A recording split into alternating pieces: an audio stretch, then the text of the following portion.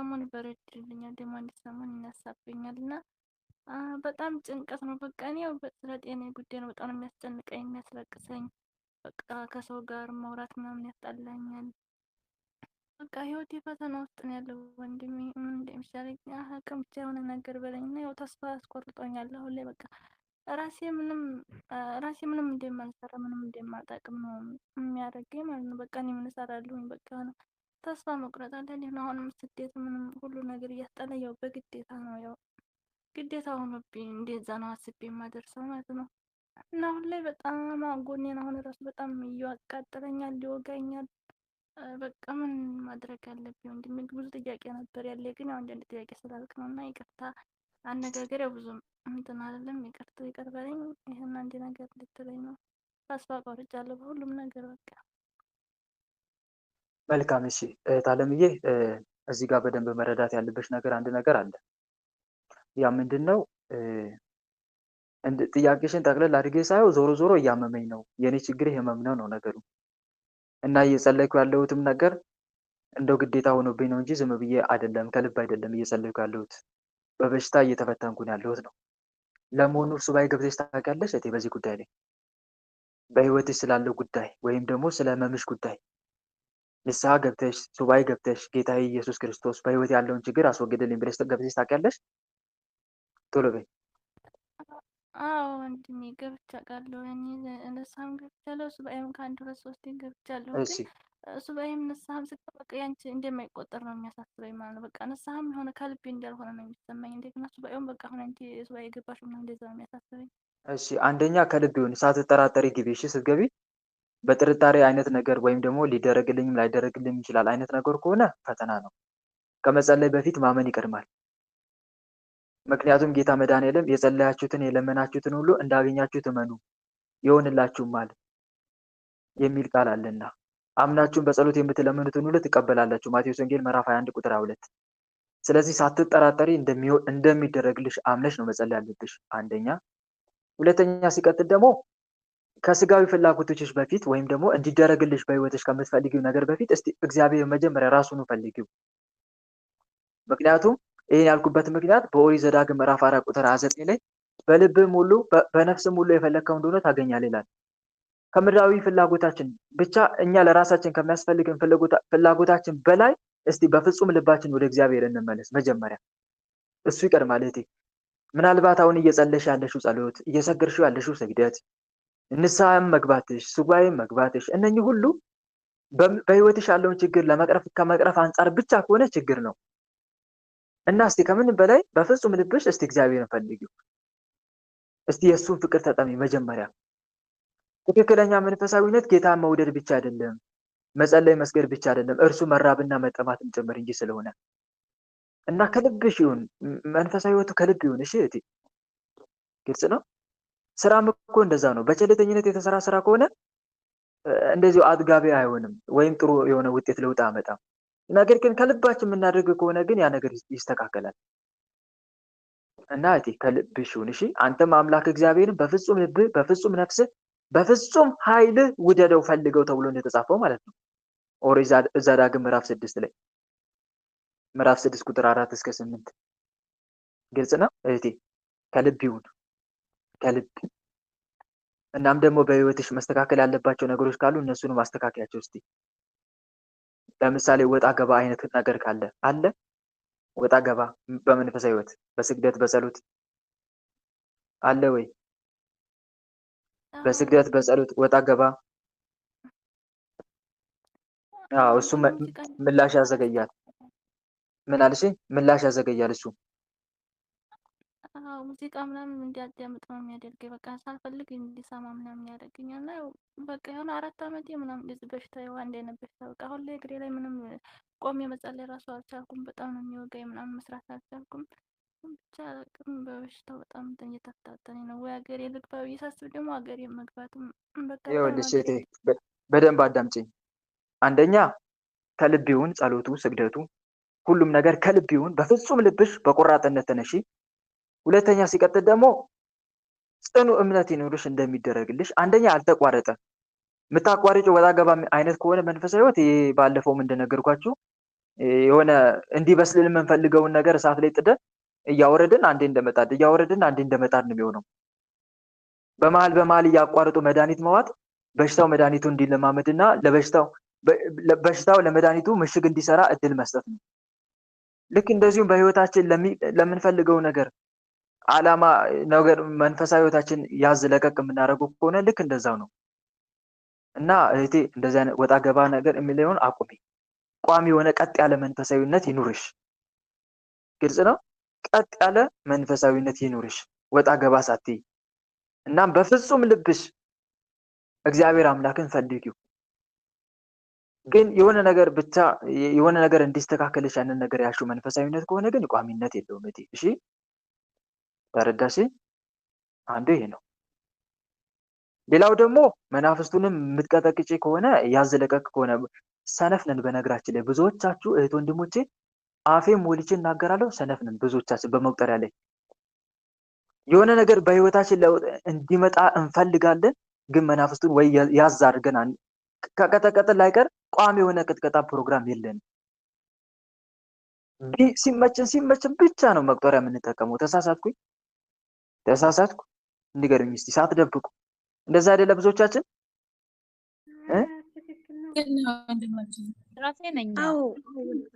አያዙም መናፍስቶቹ። ታዲያ እንደዛ ከሆነ አያዙም።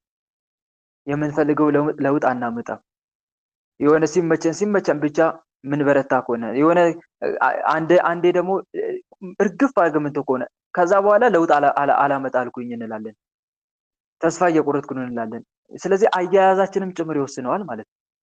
ስለዚህ እነኚህ ነገሮችም ካለ በህይወትሽ አስተካክዪ። እሺ ይሄን ይመስላል። እሺ ወንድሜ ጸጋውን ያብዛል። አሜን አሜን። እሺ ሌላ ኤፍታ ሁለት ግርማ። እሺ ኤርፎን ግን ንቀይ። ድምጻችሁ ከፍ ይበል እስቲ፣ ከፍ ይበል ድምጻችሁ። ቃል በረከት ያሰማን ጸጋ ነው ወንድማችን። ይሄ ጥያቄ ማለት ነው አንድ መልአክ ጠባቂ ልጅ ነው እንዳ አሁን ለቅዱስ ሚካኤል ሲይዝ ማለት ነው ቅዱስ ሚካኤል ዛሬ አንድ ሰው ቅዱስ ሚካኤል አማት ቢነት ተናገሪ በስነ ስርዓት አረፍ። በመድኃኒዓለም ስም ቀጥይ።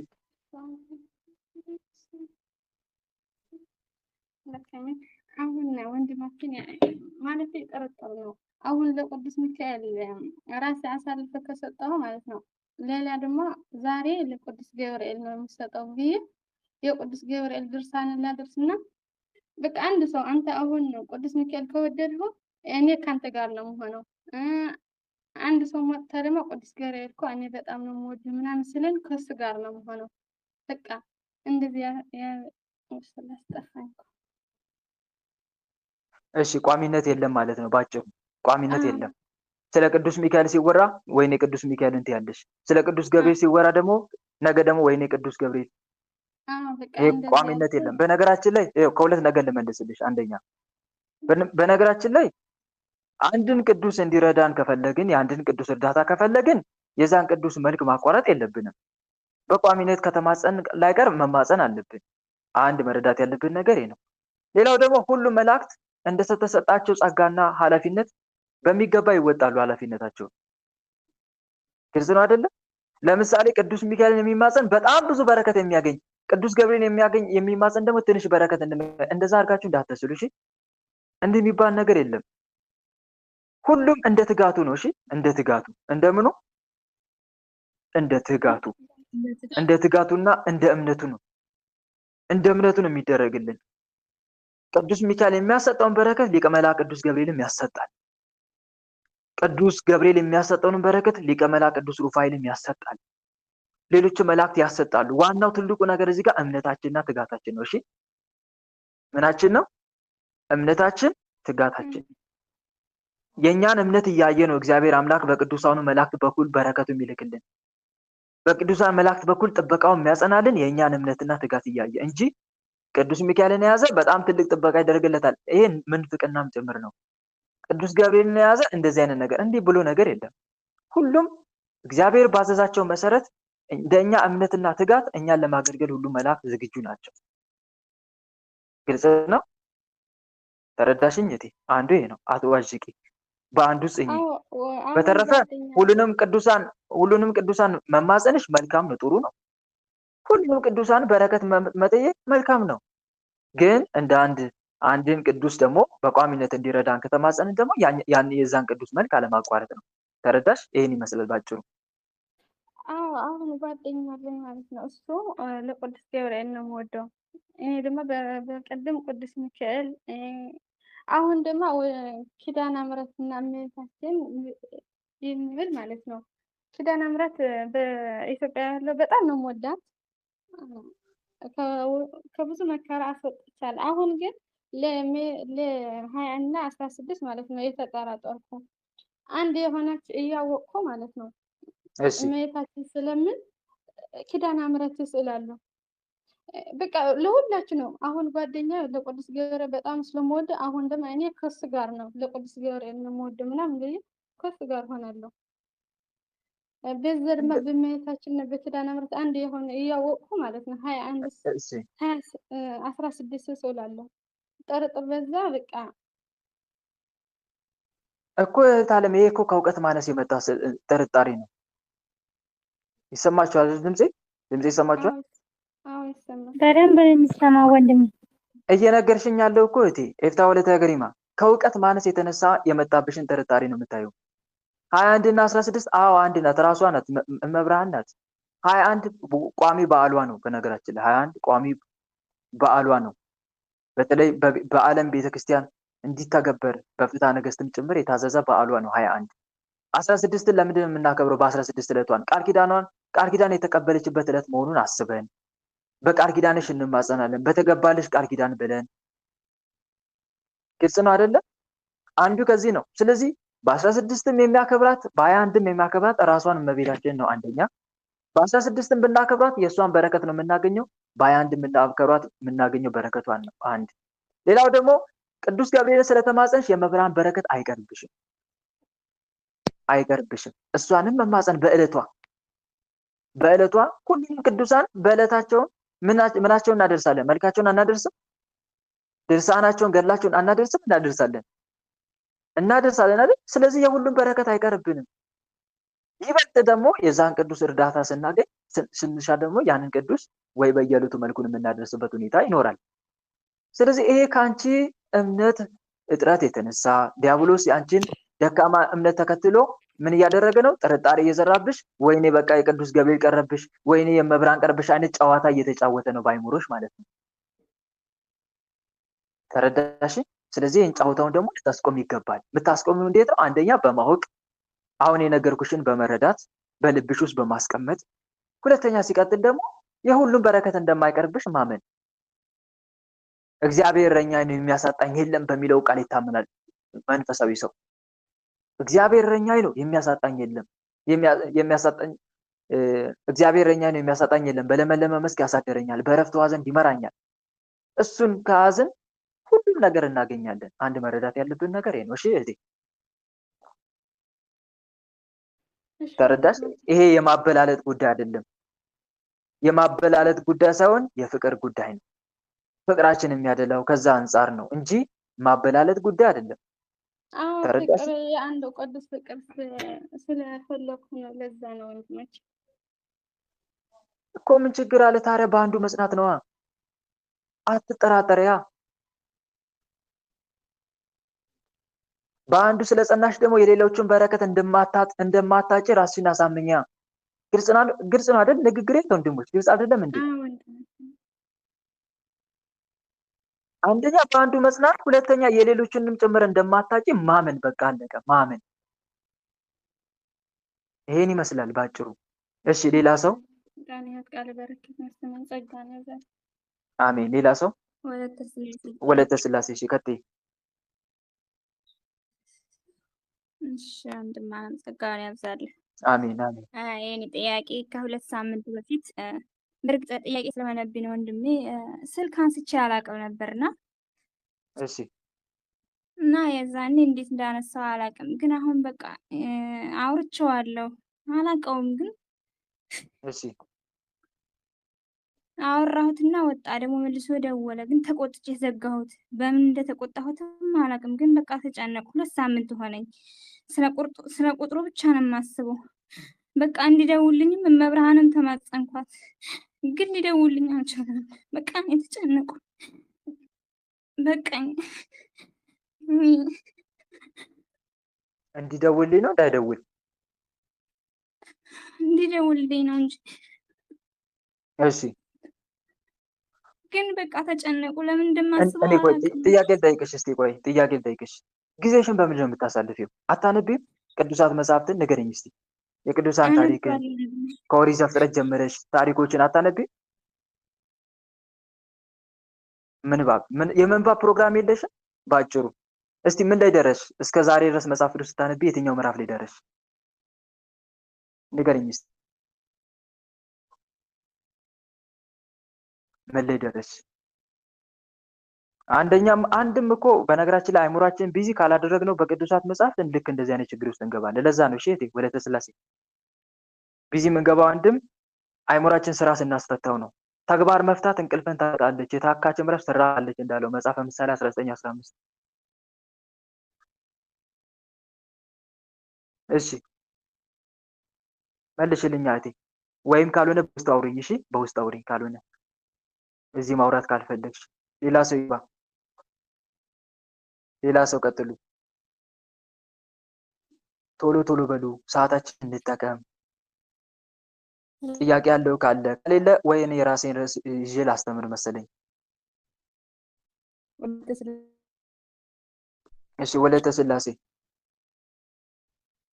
እሺ እንዴት ዋላችሁ? እንኳን አደረሳችሁ። እግዚአብሔር ይመስገን። እሺ ቀጥይ። እሺ የጥያቄ ቆይ እንዴ ልምጣ። ስላሴ ስም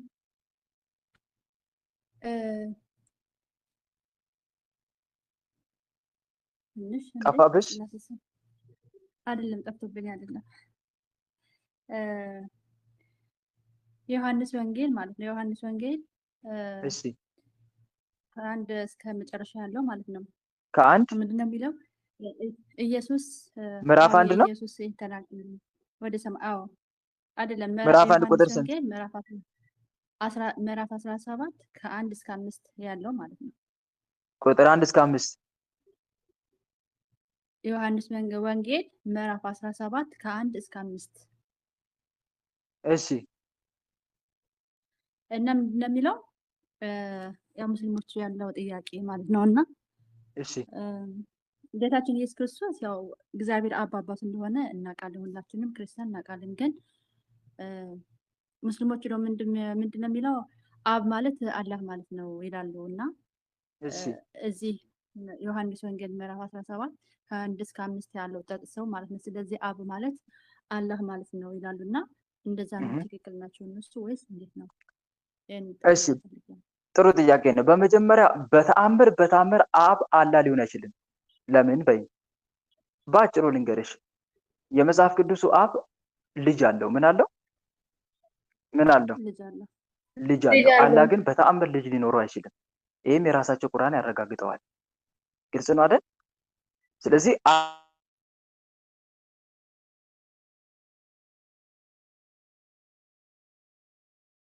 አይሰማም ወንድማችን።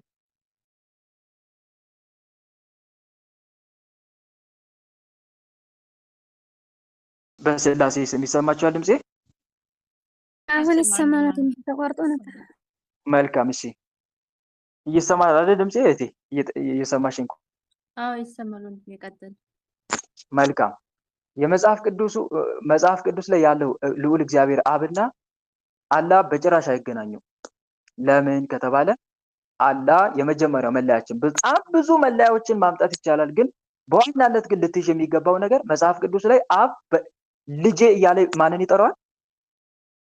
ማንን ይጠራዋል? ክርስቶስን ይጠራዋል። የምወደው ልጄ እያለ ይጠራዋል። አላህ ግን ልጅ የለውም። ልጅ ሊኖረው አላህ ሚስት ያስፈልገዋል። ግልጽ ነው። ምን ያስፈልገዋል? እኔ ልጅን ብፈልግ ኖሮ አላገባም ወይ ይላል በግልጽ። ያለ ሚስት መውለድ አይችልም። ለመውለድም ደግሞ ሚስት ያስፈልገዋል። ሚስት ከሌለ እንዴት ስለዚህ ባጭሩ አላህና አብ በጭራሽ አንድ አይገናኙም ልልሽ ፈልጌ ነው። ተረዳሽ? እግዚአብሔር ደግሞ መንፈስ ነው። መንፈስ ደግሞ መለኮታዊ ረቂቅ አካል ነው። ማይጨበጥ ማይዳሰስ አንድ በዚህ መረዳት መቻል አለብሽ። እሺ ዮሐንስ ወንጌልን ላብራራልሽ። እሱን አይደል የሚፈልገው? ዮሐንስ ወንጌል ምዕራፍ 17 ቁጥር 1። እሺ ኢየሱስም ይህን ተናግሮ ወደ ሰማይ አይኖቹን አነሳና እንዲህ አለ፣ አባቶይ ሰዓቱ ደርሷል። ይኸው አባቶይ ነው እያለ ያለው። አባቶይ ሰዓቱ ደርሷል፣ ልጅ ያከብር ዘንድ ልጅን አክብረው ይላል።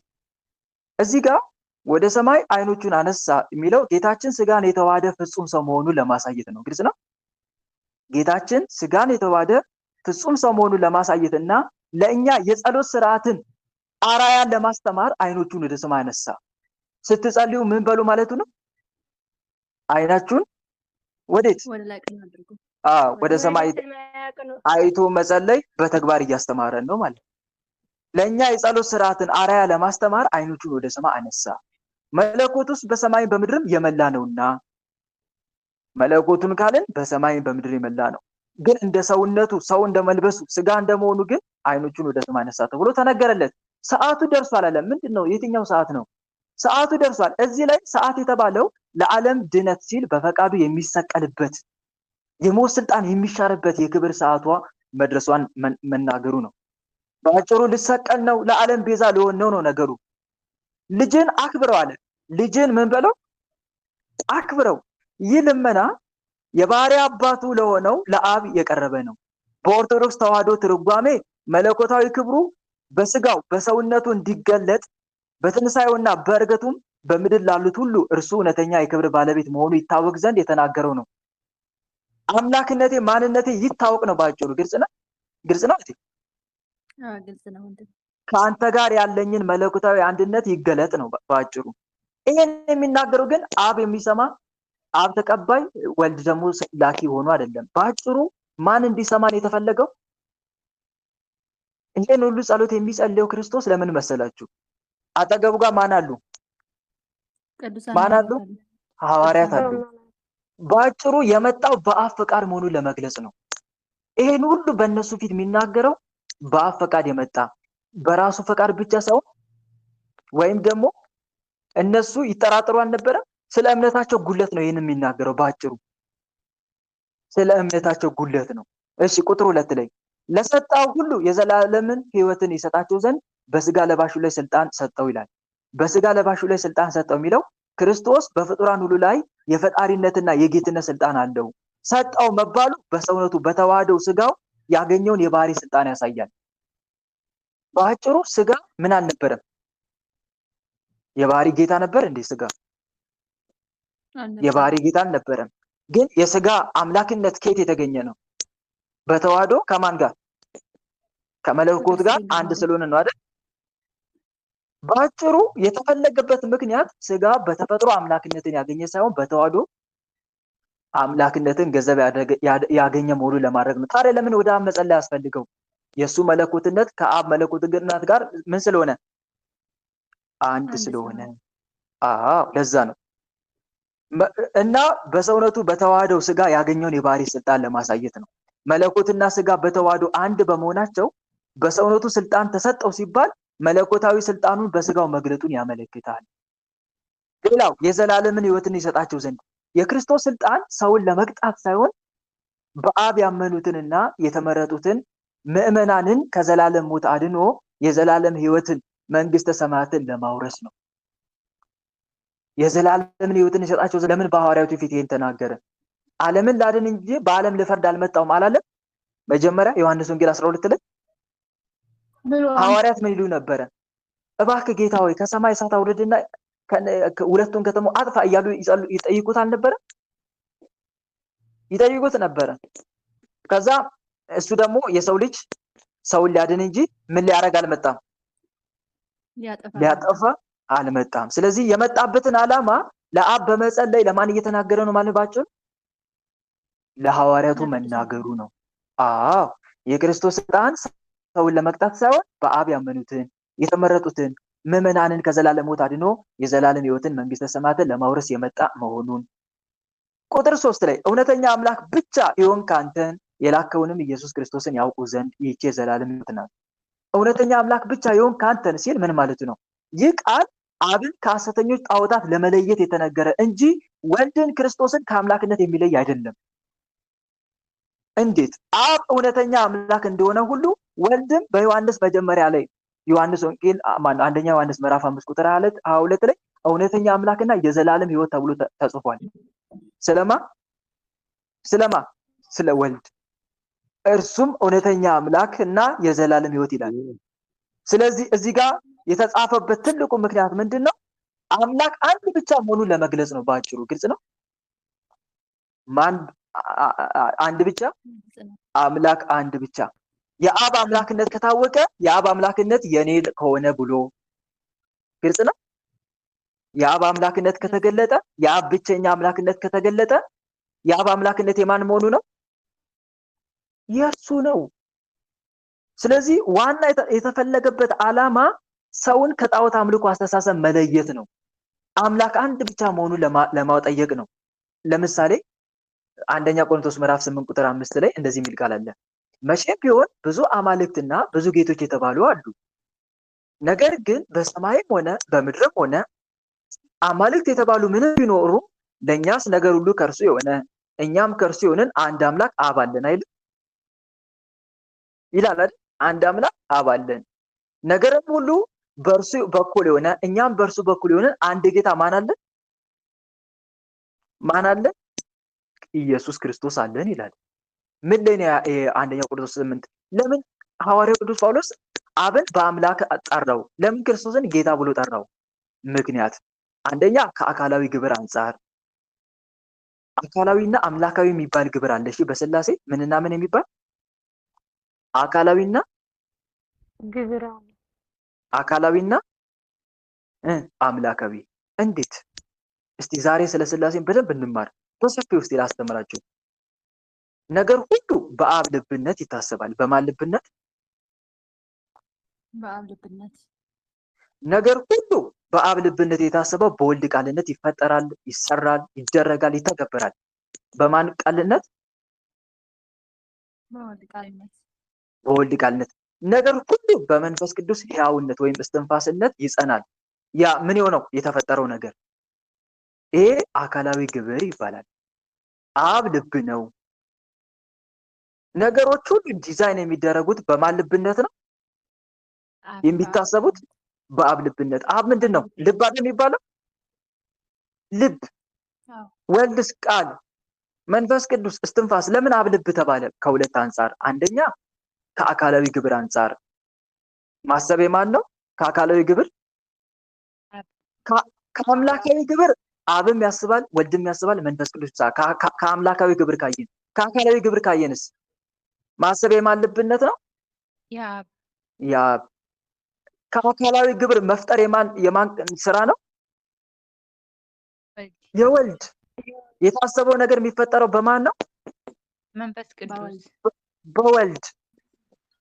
ለዛ ነው እኮ ቅዱስ ዮሐንስ አንደኛ ዮሐንስ ወንጌል ምዕራፍ 1 ላይ ሁሉ በእርሱ ሆነ አይደል የሚለው? በመጀመሪያ ቃል ነበር ካለ በኋላ ሁሉ በማን ሆነ? በእርሱ ሆነ። ከሆነውም አንዳች እንኳን ያለ ማን አልሆነም?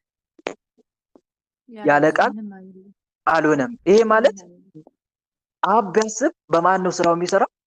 በማን ነው የአብ ሐሳብ የሚሰራው? በቃል። ዓለም ፈጠረ ቢባል በማን ነው የተፈጠረው? በቃል። ስላሴ በአብ ልብነት ያስባሉ፣ በወልድ ቃልነት ያሰቡትን ይሰራሉ አይደል? በመንፈስ ቅዱስ እስትንፋስነት የሰሩትን ምን ያደርጋሉ? ያጸናሉ ወይም ሕይወት ይሰጣሉ ማለት ነው። ይሄ አካላዊ ግብር ይባላል። ከአምላካዊ ግብር ግን ካየን አብ ያስባል፣ ይፈጥራል፣ ይሰራል። ያስባል ሲባል አካላዊ ግብሩ ስለሆነ፣ ይሰራል ቢባል የወልድ ቃልነት በማን ህልው ስላለ? በማን ህልው ስላለ? በአብ ህልው ስላለ። ሕይወት ይሰጣል ቢባል የማን ህልውና በሱ ስላለ? በአብ ስላለ? የመንፈስ ቅዱስ ህልውና በማን ስላለ? በአብ ስላለ። ወልድ ያስባል። የማን ህልውና በሱ በማን ስላለ? በቃል ስላለ ያስባል። ቢባል ወልድ በአብ ቅዱስ የአብ ሕልውና በማን ስላለ? በአብ በወልድ ሕልውና ስላለ እኔ እኔ- እኔ በአብ እንዳለው አብን በእኔ እንዳለ እመኑኝ አላለ? በሕልውና አንዱ በአንዱ አለ። አንዱ በማን አለ? በአንዱ አለ። ወልድ ያስባል። የማን ሕልውና በሱ ስላለ? የአብ ሕልውና ይሰራል። አካላዊ ምኑ ስለሆነ ይፈጥራል። አካላዊ ምኑ ስለሆነ ግብሩ ስለሆነ። እሺ የሰራውን ነገር ያጸናል። የማን ሕልውና በማን ስላለ? ያጸናል ወይም ህይወት ይሰጣል። የመንፈስ ቅዱስ ሕልውና ለምሳሌ ለሐዋርያቱ ምን ብሏቸው ነበር? የዮሐንስ ወንጌል 20 ላይ እንኩ መንፈስ ቅዱስ ተቀብሉ ብሎ እፍ አላለባቸው? የማን ሕልውና በሱ ስላለ ነው? የመንፈስ ቅዱስ የመንፈስ ቅዱስ ሕልውና። አሁን ገባችሁ? አንዱ ከዚህ አንጻር አብ ልብ የተባለው አንደኛ ከአካላዊ ግብሩ አንጻር፣ ሁለተኛ ደግሞ የወልድና የመንፈስ ቅዱስ መገኛቸው ማን ስለሆነ? ማን ነው መገኛቸው? አብ ነው። አብ ነው። አብ ነው። ከልብ ሁለት ነገር ይገኛል አይደል? ከልብ ቃል አይገኝም።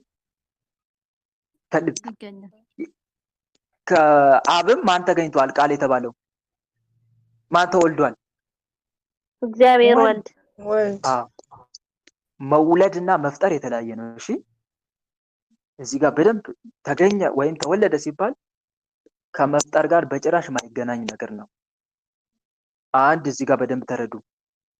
አጥብቅ የእስትንፋስ መገኛው ምንድን ነው? ልብ ነው አይደል? ለመጽሐፍ ቅዱስ እስትንፋስ ህይወት ከሆነ አጥብቀ ልብን ጠብቅ፣ የህይወት መውጫ ከምንድን ነው? ከእሱ ነውና መጽሐፈ ምሳሌ ምዕራፍ 4 ቁጥር 23 የመንፈስ ቅዱስ መገኛ ከማን ነው? ስለዚህ አብ ልብ የተባለው አንደኛ የወልድና የመንፈስ ቅዱስ አስገኝ ወይም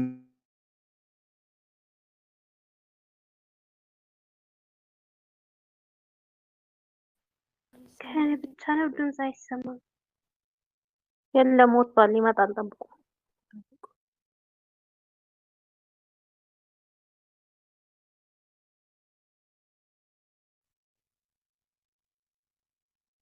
ወይ ይገባል። ተረጋጉ። ማይክ አትክፈቱ፣ ሪካርድ ስላለ ትንሽ ጠብቁ። በስላሴ ስም አሁንስ ይሰማል?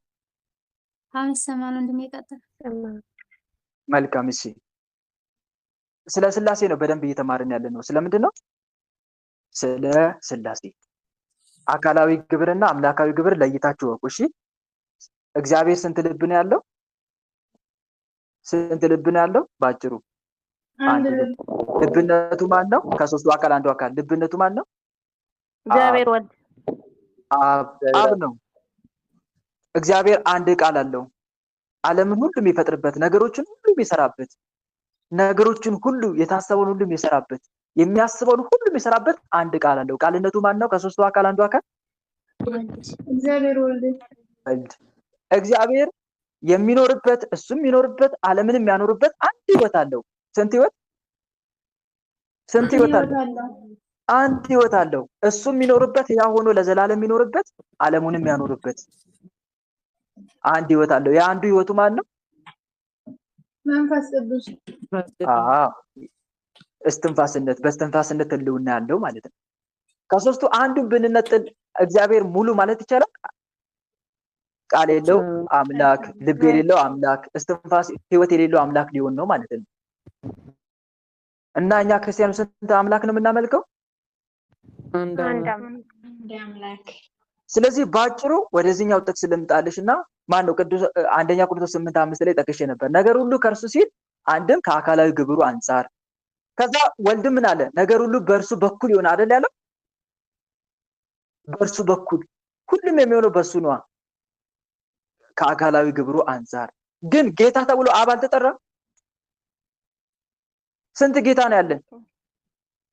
አንድ ጌታ። ስንት አምላክ ነው ያለን? አንድ አምላክ። ለወልድም አምላክ አምላክ ብሎ ቢጠቀም እዛች ፓርት ላይ ስንት አምላክ አለ ያሰኛል? ሶስት አምላክ።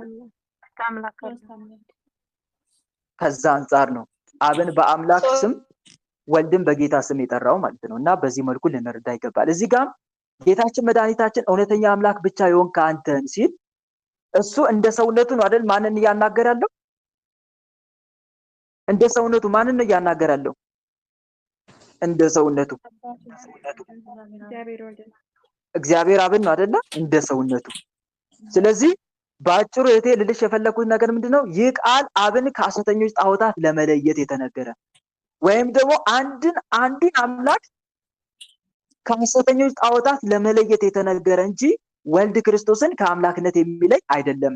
ወልድ የማን ቃሉ ስለሆነ?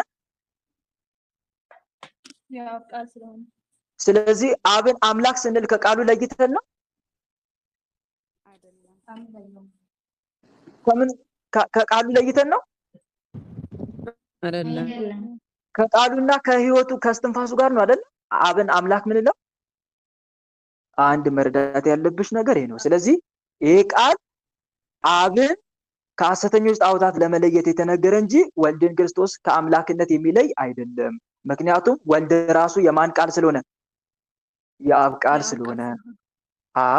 አብ እውነተኛ አምላክ እንደሆነ ሁሉ ወልድም በዮሐንስ መጀመሪያ ላይ እርሱም እውነተኛ አምላክና የዘላለም ህይወት ነው ተብሏልና ብለሽ ትመልሻለሽ።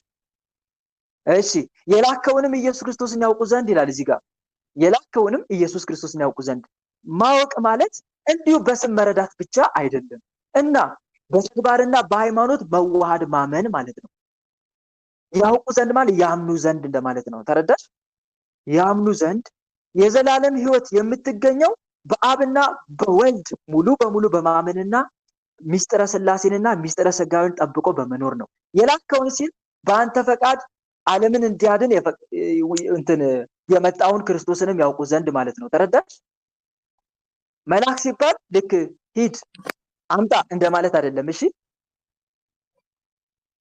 ተረዳችሁኝ? ምን እንደማለት አይደለም። ልክ አንድ ጌታ ሎሌውን እንደሚያዘው ሂድ እንትና ዕቃ አምጣልኝ እንደማለት አይደለም። ላከው መላክ የምትለው ቃል ትርጉሟ ምንድነው? የአብ ፈቃድነትን የምትገልጽ ንግግር ናት። የማን ፈቃድነትን? የአብ ፈቃድነትን።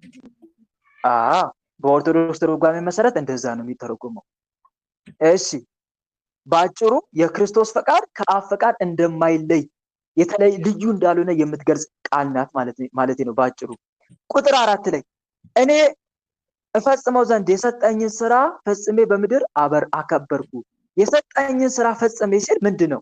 አብ ለወልድ የሰጠው ስራ የሰው ልጅ የማዳን የቤዛነት ስራ ነው። ጌታችን በህይወቱ በትምህርቱ በታምራቱና ወደ መስቀል በመቃረቡ የድነት ስራውን መፈጸሙን ያውጃል።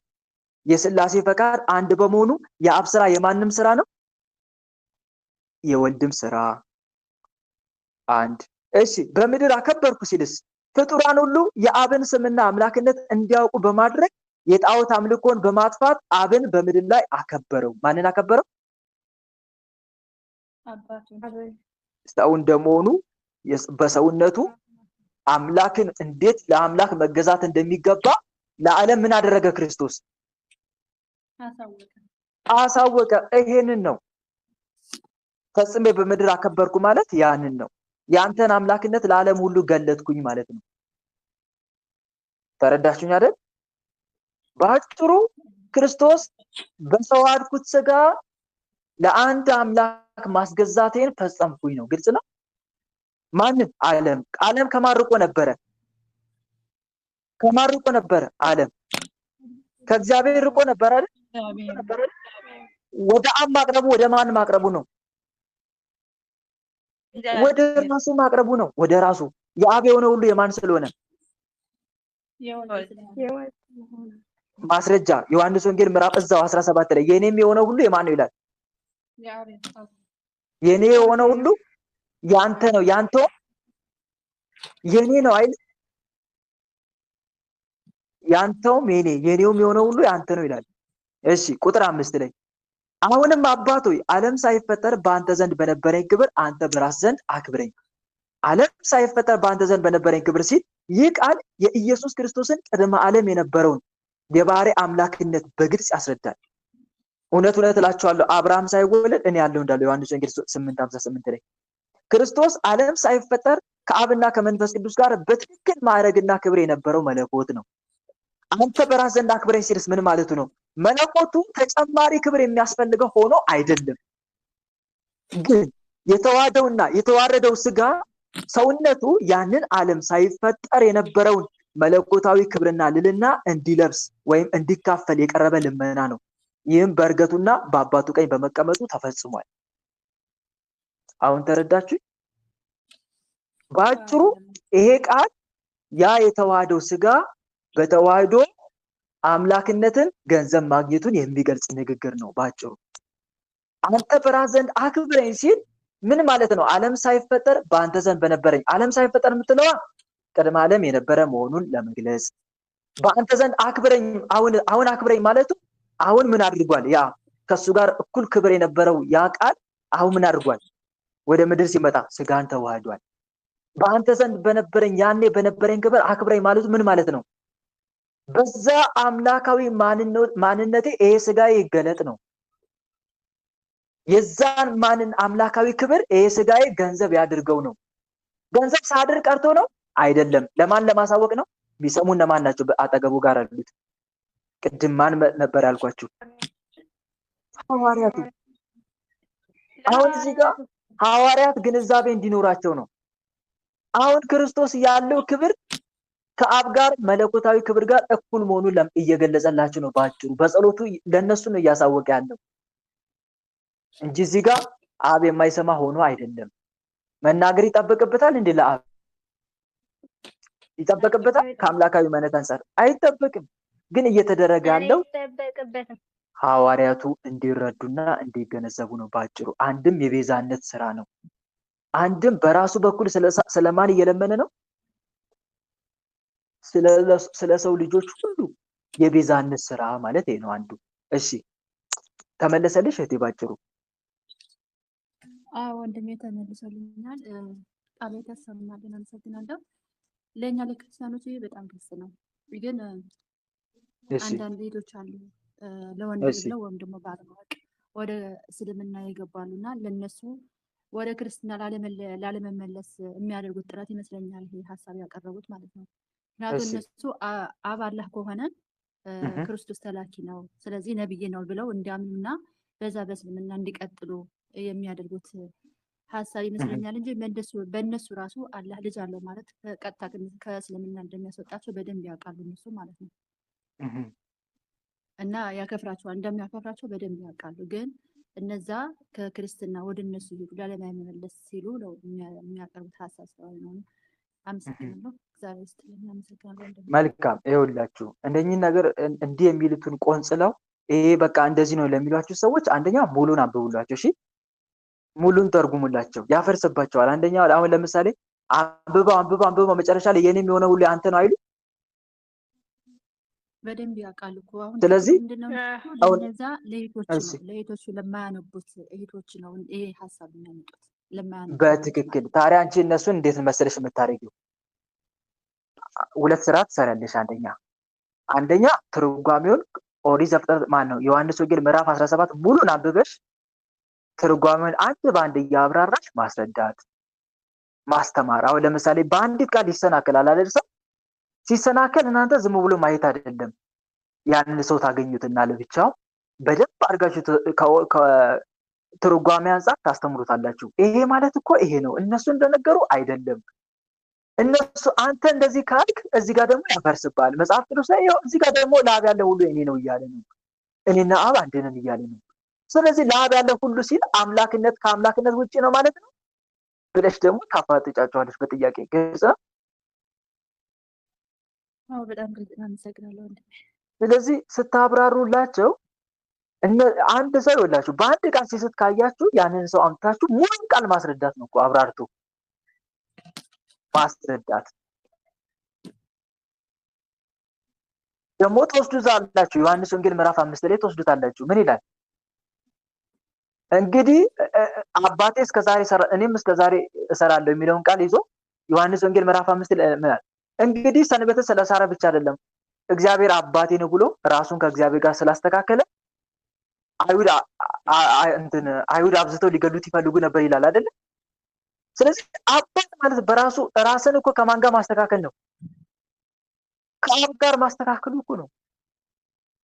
እና በዚህ መልኩ በደንብ እያብራራችሁ ልታስረዷቸው ይገባል ለማለት ፈልጌ ነው። በአንድ ቃል የተሰናከለውን ሰው ማብራሪያውን ፍቹን ስትሰጧቸው ይረዳሉ። መጽሐፍ ቅዱስ እንዲህ ይላል፣ የቃል ፍቺ ያበራል፣ ሕፃናትንም ማስታወቻ ያደርጋል። አፌን ከፈትኩ አልከለከልኩም ይላል። ስለዚህ የቃሉን ፍቺ ሲረዱ አሃ ለካ እንዲህ ነው እንዲህ ማለታቸው አይቀርም ስታስረዷቸው። አንድ እና ቃሉን ማስረዳት። መጽሐፍ ቅዱስ ፊደል ይገድላል ይላል። በቃል ብቻ ጥሬ ቃሉን ከወሰዱት ሊገድላቸው ይችላል፣ ሊያጠራጥራቸው ይችላል። ትርጉሙ ሲረዱት ግን በጥሬው ቃል የሞቱት ሰዎች በትርጉሙ ደግሞ ይድናሉ። ተረዳችሁኝ? አንዱ ይሄ ነው። እሺ አመሰግናለሁ ወንድሜ፣ እግዚአብሔር ይስጥልኝ፣ ጸጋውን ያብዛልህ። አሜን አሜን። እና የሚተረጉም ሰው ስለሌለ ተርጉሞ የሚያስተምራቸው ሰው ስለሌለ ነው እንጂ እርግጠኛ ነኝ እነዚህ ሰዎች ይመለሳሉ። ተርጉሞ የሚያስረዳቸው ስለሌለ ነው። ወይም ደግሞ አሕዛቡ ኡስታዞቻቸው በቃ እነሱ እንደሚፈልጉት ብቻ ስለሚተረጉምላቸው ነው። እንደሚፈልጉ ስለሚተረጉምላቸው ነው። እነኚህ ደግሞ የኛዎቹ ደግሞ ምን ያደርጉም? አያገናዝቡም። ትርጓሜ ሄደው አይመረምሩም። አንድምታ ሄደው አያዩም። ከምን አንጻር አለ? ቆይ የሆነ ቃል ስታገኙ አለ ብቻ ነው ወይስ ለምን አለ እንዴት አለ አያስፈልግም እንዴ? ለምን አለ እንዴት አለ ከምን አንጻር አለ አይባልም? ወይስ መውሎች አለን ብቻ ተወስዶ ነው? በጣም ጥያቄ የሚፈጥርብኝ ራስ እንደዛ ነው የማደርገው እኮ ያስፈልጋል። እኔ ከመንፈስ አንጻር ነው ወይስ ምንድነው እላለሁ እንጂ እንደዛ ትንሽ የቃል ታነብ ምንድነው ይሄ ምን ማለት ነው የምለው እኮ። ስለዚህ እዚህ ጋር መረዳት ያለብን ነገር ምንድነው?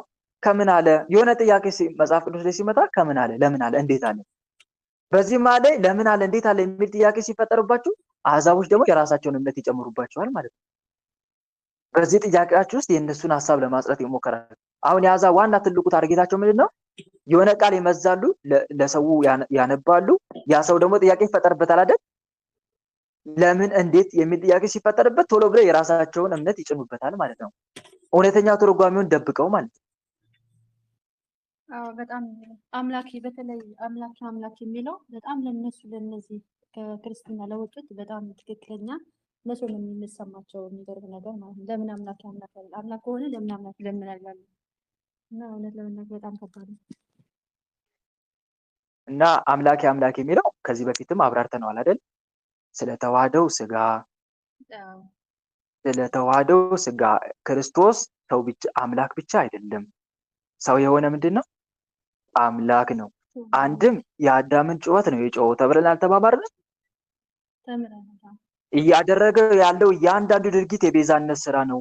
በአዳም ቦታ ወክሎ የአዳምን ስራ ነው እያደረገ ያለው አልተባባልንም ከዚህ በፊት? ስለዚህ ይሄን ትርጉም የያዘ ምንም ሊደናገር አምላኬ ስለምታውቀኝ ይሄን ማለት የነበረበት ክርስቶስ ወይስ አዳም? የማን ጩኸት ነው ሲጀመር? ለምን ተውከኝ እያለ የአዳም ጩኸት ነው። ክርስቶስ ደግሞ በአዳም ቦታ ሆነ የአዳምን ስራ ለመስራት የመጣ ነው። ኋላኛ አዳም ይለዋል ክርስቶስን መጽሐፍ ቅዱስ አንደኛ ቆሮንቶስ ምዕራፍ 15 ቁጥር 45 ኋለኛው አዳም ሕይወትን የሚሰጥ መንፈስ ሆነ ይላል። ምን የሚሰጥ? ሕይወትን የሚሰጥ መንፈስ ሆነ። ስለዚህ የአዳምን ስራ ነው እየሰራው። ሁሉ በአዳም እንደሚሞቱ ሁሉ በክርስቶስ ሕያዋን ይሆናሉ ተብሎ አልተጻፈም? ተጽፏል። አንደኛ ቆሮንቶስ ምዕራፍ 15 አሁንም ቁጥር 23 ላይ ሁሉ በአዳም እንደሚሞቱ ሁሉ በክርስቶስ ይሆናሉ። በአንዱ አለመታዘዝ ሞት ወደ ዓለም ገባ። በአንዱ መታዘዝ ብዙዎች ኃጢአተኞች እንደሆኑ በአንዱ አለመታዘዝ ብዙዎች ኃጢአተኞች እንደሆኑ በአንዱ መታዘዝ ብዙዎች ጻድቃን ይሆናሉ አይልም? በአንዱ መታዘዝ አሁን ለክርስቶስ የሚነገር ቃል ነው አይደለም? ግን እንደ ሰውነቱ መታዘዝን አላስተማረንም? ይኸው ለክርስቶስ መታዘዝ እንደዚህ አይነት ነገር ለሱ አይሰራም። ግን የሰውን ስጋ ለበሰና ሰው መታዘዝ ያለበትን ትእዛዝ ማን ታዘዘ? ማን ታዘዘ? ክርስቶስ። በማን ቦታ ሆኖ? በማን ቦታ ሆኖ? በአዳም ቦታ ሆኖ የመታዘዝን ሕግ ፈጸመና በሱ በኩል ሁሉም እንዲጸድቁ አደረገ። ለዛ ነው ቅዱስ ጳውሎስ ይችን ያዘና ምን አለ? በአንዱ አለመታዘዝ ብዙዎች ኃጢአተኞች እንደሆኑ በአንዱ መታዘዝ ደግሞ ምን ሆኑ? ጻድቃን ሆኑ ጻድቃን ሆኑ። በትክክል። ስለዚህ አምላኬ ለምን ተውከኝ የሚለው እንደ ሰውነቱ አምላክነቱ የሚታይ አይደለ። አምላክ እንደ አምላክነቱ የሚነገር ወይም የሚታሰብ ቃል ሳይሆን ያቺ ቃል እንደ ሰውነቱ እና ይሄን ማሰብ ነው። ስለዚህ ይሄን በደንብ አድርጎ ማስረዳት። የአዳምን ጩኸት እኮ ነው የጮኸ እህቴ። አሁን እንደዚህ ሲሏቸው ይሄ ቃል እኮ መዝሙረ ዳዊት ላይ አለ። መዝሙር 21 ላይ የለም? አምላኬ ለምን ተውከኝ። ዳዊት እያለ ያለው የማንን ነው? የአዳምን እኮ ነው። አንድም ክርስቶስ ስጋ ለብሶ በኋላ አምላኬ ለምን ተውከኝ ብሎ እንደሚናገር መናገሩ ነው በትንቢት መልክ። አንድም የአዳምን ጩኸት ነው። ለምን ተውከኝ፣ ፈጠርከኝ እጽ በመብላቴ ምክንያት አንድ የአንተ ትእዛዝ በመጣሴ ምክንያት ለዘላለም ትጠለኛለህ ማለት እኮ ነው። አዳም። የአዳም ጩኸት አይሰማም። ለምን? በድሏላ። ስለዚህ የአዳምን ጩኸት ለመጮህ አንድ ያልበደለ ሰው አስፈለገ። ምን ያልሆነ ሰው? ያልበደለ። ስለዚህ ከሰው ወገን ያልበደለ ፍጥረት አለ? የለም። መጽሐፍ ሁሉ ከኃጢአት በታች ሁሉን ዘግቶታል ይላል ገላትያ መልእክት ምዕራፍ 3 ላይ ምዕራፍ 3 ቁጥር 2 ላይ ምዕራፍ 3 ቁጥር 3 በኢየሱስ ክርስቶስ በሆነ ቤዛነት በኩል ለሚያምኑት ይሰጥ ዘንድ ጸጋን ለሚያምኑት ይሰጥ ዘንድ መጽሐፍ ከኃጢአት በታች ሁሉን ዘግቶታል ይላል። ስለዚህ አንድ ኃጢአት የሌለበት ማን ተገኘ? ኢየሱስ ክርስቶስ ተገኘ። ኃጢአት የሌለው ሰው ነው አዳምን ነፃ ማውጣት የሚችለው። ማንም እንደሌለ ባየ ጊዜ የእግዚአብሔር ልጅ መጣ። የእግዚአብሔር ልጅ መጣና የሰውን ስጋ ለበሰ። በሰው ስጋ ምንን በተግባር ፈጸመ? አዳም መታዘዝ ያለበትን መታዘዝ በማን በለበሰው ስጋ ፈጸመና ሰውን ሁሉ አዳነ። ምን ብሎ? አምላኬ ለምን ተውከኝ። ይሄን ሲል ጮቱ ተሰማለት። ምክንያቱም እንደ አዳም በበደል ውስጥ ሆኖ የሆነ ጸሎት አይደለም፣ ንጹህ የሆነ ጸሎት ነው። ይሄ ሲባል ግን መስዋዕት ተቀባዩ ጩኸት አዳማጩ ሌላ አካል ሆኖ አይደለም። ራሱ ከአባቱ ጋር ይሄን ጩኸት የሚቀበለው ማን ነው? ራሱ ክርስቶስ ነው። ለዛ ነው ቤተክርስቲያን ክርስቶስን መስዋዕት አቅራቢ፣ መስዋዕት ራሱ መስዋዕት አቅራቢ፣ ራሱ መስዋዕት ተቀባይ። ይሄ ነው ባጭሩ። ስለዚህ አምላኬ ለምን ተውከኝ የምትለዋ ያቺ ቅዱስ ጳውሎስ ራሱ ዕብራውያን መልእክት ምዕራፍ 5 ላይ ደግሟታል። እርሱም በምልጃ ወራት በብርቱ ጩኸት ከእንባ ጋር ጸሎትና ምልጃን አቀረበ አይል ይላል እኮ ስለ ክርስቶስ። ጸሎትና ምልጃን አቀረበ እግዚአብሔርንም ስለመፍራቱ ተሰማለት አይል። አሁን ለክርስቶስ እግዚአብሔር ስለመፍራቱ በብርቱ ከእንባ ጋር ጸሎት ምልጃ አቀረበ ለክርስቶስ የሚነገርለት ነው አይደለም። ግን እግዚአብሔር ስለመፍራቱ የተባለው ምን ስለሆነ ነው? ነገር ሁሉ ከኛ ጋር ሰው ሆኗል አልሆነም? ሰው ሆኗል። እና ከዛ አንፃር ነው ተረዳችሁ? የክርስቶስን ማንነት ጠንቅቆ ካለማወቅ የተነሳ ነው ሰዎች የሚክዱት። የመጽሐፍ ቅዱስ እንዲህ አይነት ጥቅስ አምላኬ ለምን ተውከኝ የሚለውን ቃል ሲያዩ የሚደናበሩት የክርስቶስን ማንነት ጠንቅቅ አድርገው ካለማወቃቸው የተነሳ ነው። ስለዚህ እኛ ደግሞ በሚገባ ልናውቅ ይገባል።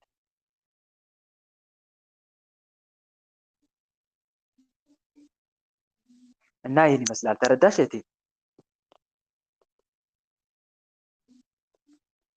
እሺ ሌላ ሰው ይቀጥል።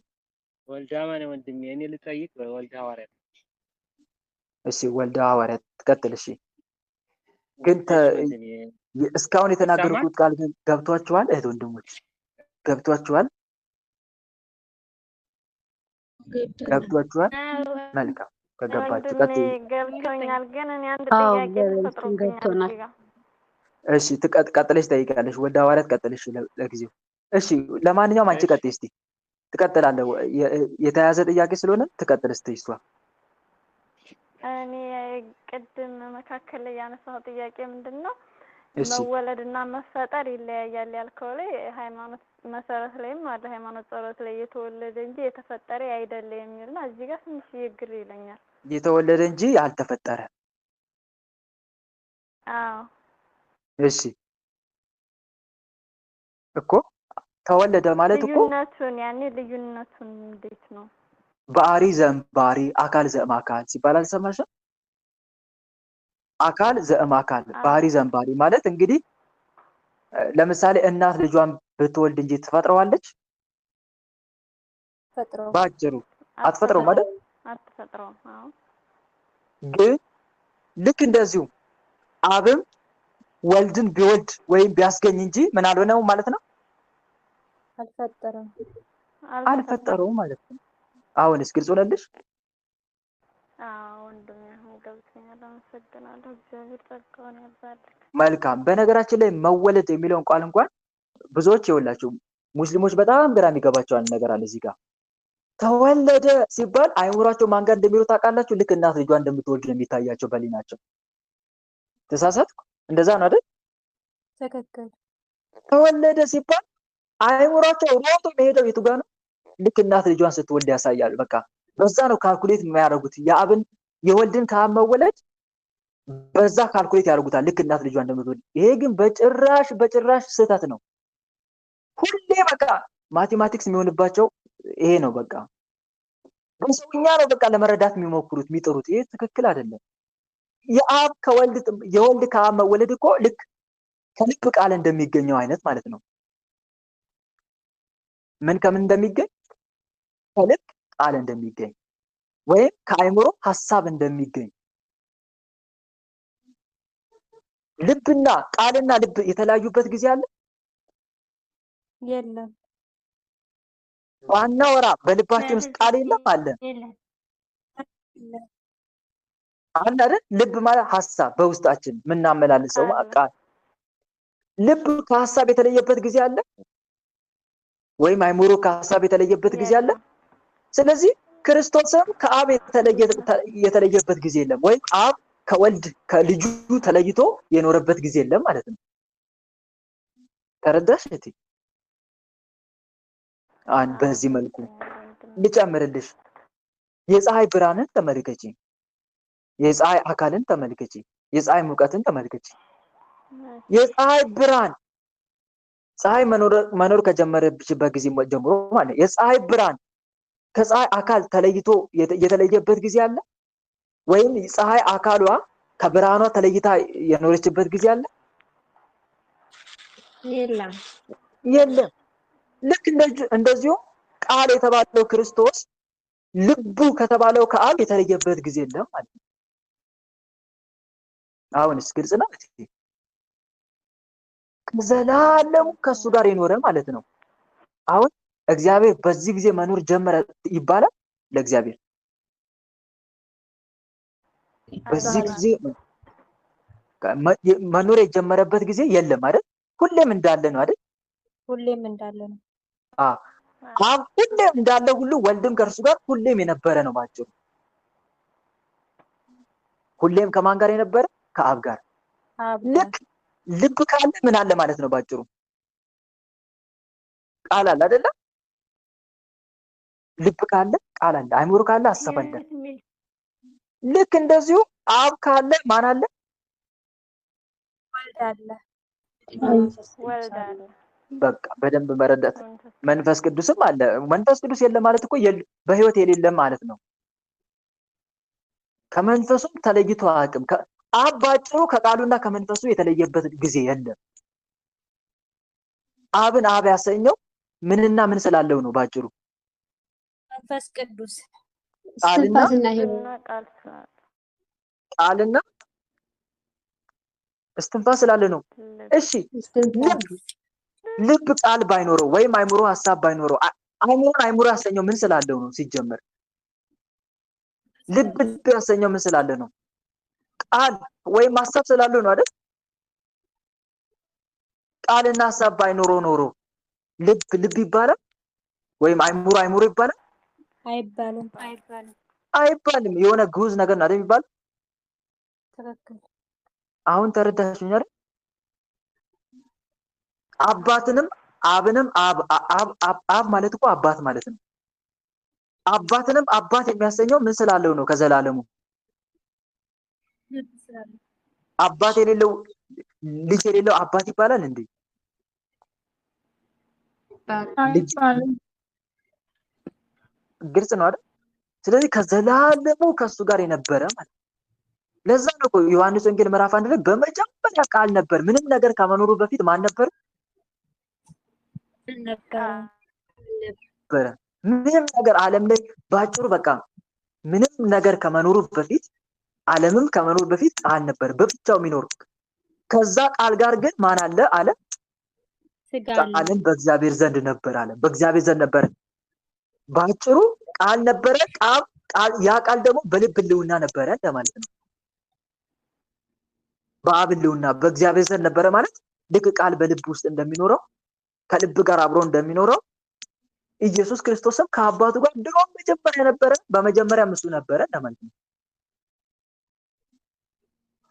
ግልጽ ነው አይደለ? አንዱ ይሄ ነው። ስለዚህ አብን አብ ያሰኘው ምንና ምን ስላለው ነው? ቃልና እስትንፋስ። እግዚአብሔር አምላክ ፈጣሪ እስትንፋስና ቃል ባይኖረው ፈጣሪ ያሰኘዋል? ፈጣሪ ይባላል? አይባልም። አሁን ተረዳሽ እህቴ? ይህን ጥያቄ ጠየቅሽ እና ግልጽ ነው ሐሳቤ ወይም ትምህርቴ ብዬ አስባለሁ። ምላሽ ግልጽ ካልሆነላችሁ ጠይቁኝ። እሺ፣ ደስ ይለኛል እንደዚህ ብናወራ። ያልገባችሁ ውስጣችሁ ጥያቄ የሚፈጠር ካለ ጠይቁ፣ አውጡት። እሺ፣ በሽታውን የደበቀ ምን አይገኝለትም? አይገኝለትም። ስለዚህ ያልገባችሁ ነገር ካለ ጠይቁኝ። ዓለም ሁሉ ላይ የተፈጠረው በማን ነው? በማን ነው የተፈጠረው? ዓለም ላይ በሙሉ ያለው ከአካላዊ ግብር አንጻር እንዲህ ከተባለ ከአምላካዊ ግብር አንጻር በአብ በወልድ በመንፈስ ቅዱስ ነው እንላለን። ከአካላዊ ግብር አንጻርስ ዓለምን የፈጠረው ፈጣሪ አብ በማን ነው? በቃሉ። ለዛ እኮ ነው ቅዱስ ጳውሎስ ዕብራውያን መልእክት ምዕራፍ 1 ላይ ምን አለ?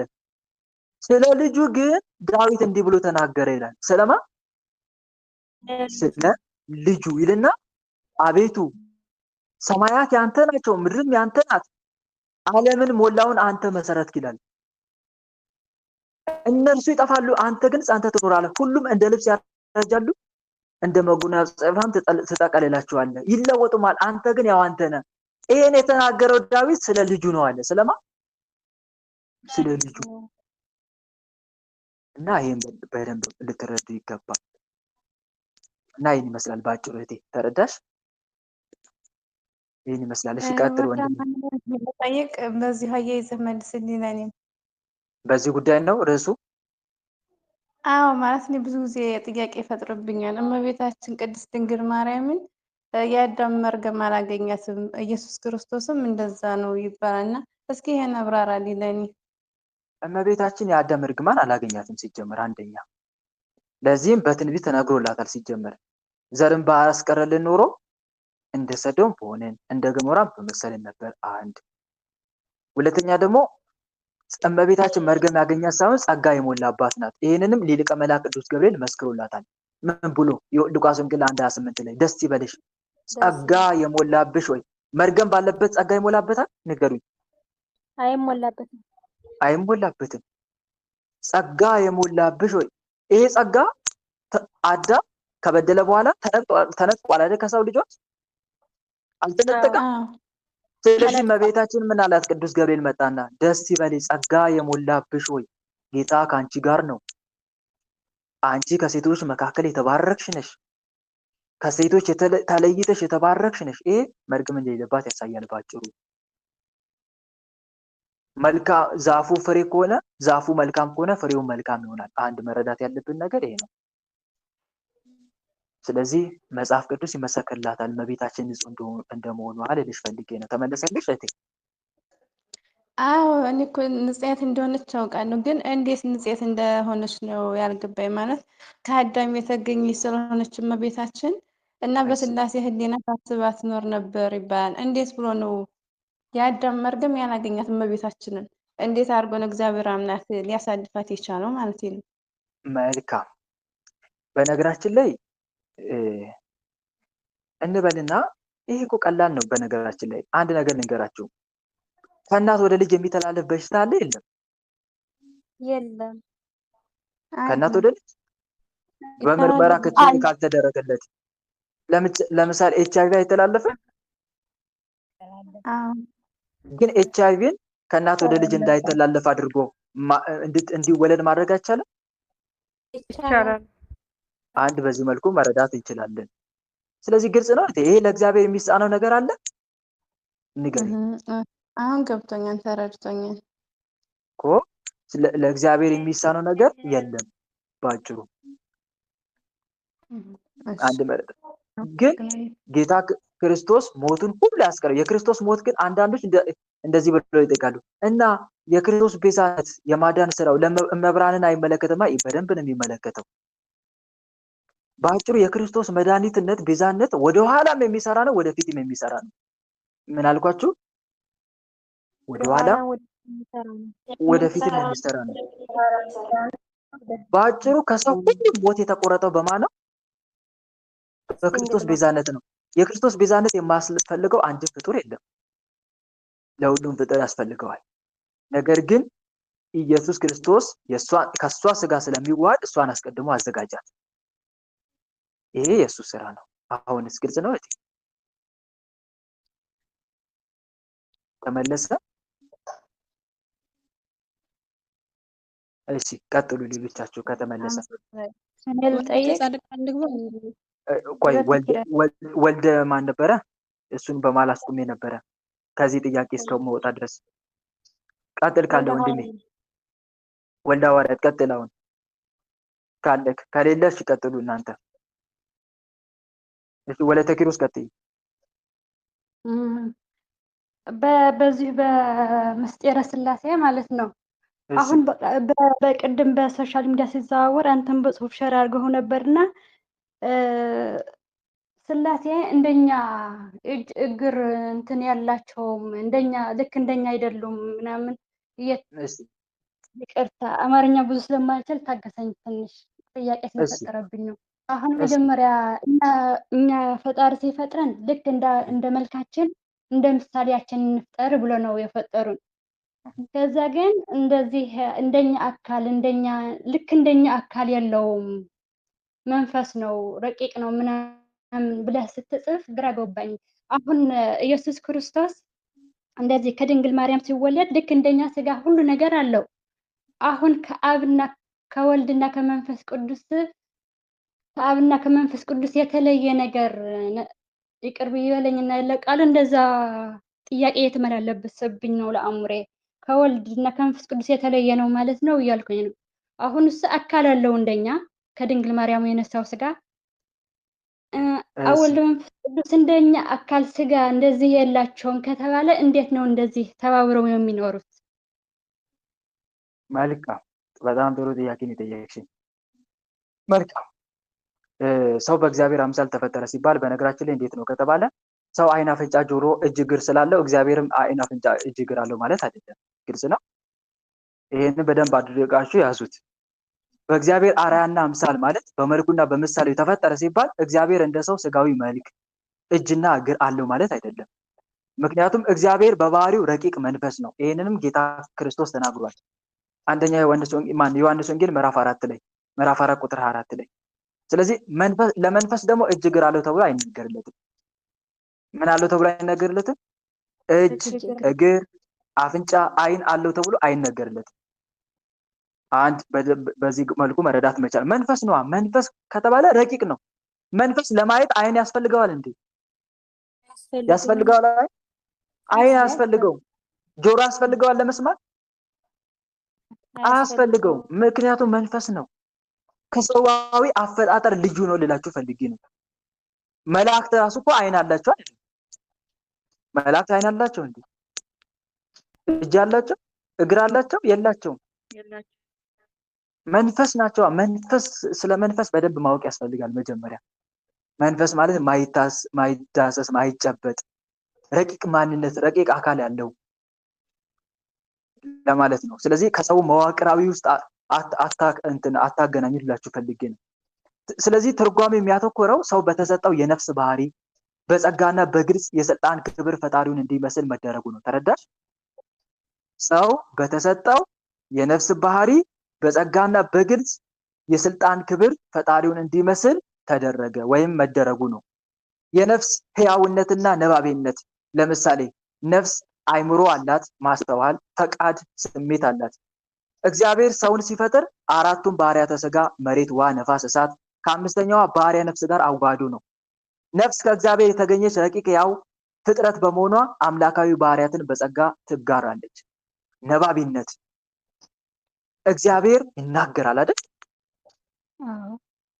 ስለዚህ ይሄ ማለት እንደ እግዚአብሔር ማሰብ፣ ማመራመር፣ መረዳት የምትችል አይምሮ አላት ማለት ነው። ማን? ነፍስ ወይም ሰው። እሺ ህያዊት የማትሞት ስጋ ቢሞትም ነፍስ ግን እንደ ፈጣሪዋ ለዘላለም ህያው ሆና ትኖራለች። ህያውነት በህያውነቷ ማንን መሰለች? አምላክን መሰለች። ነፃ ፈቃድ ሰው እንደ እንስሳት በደመ ነፍስ አይደለም የሚንቀሳቀሰው።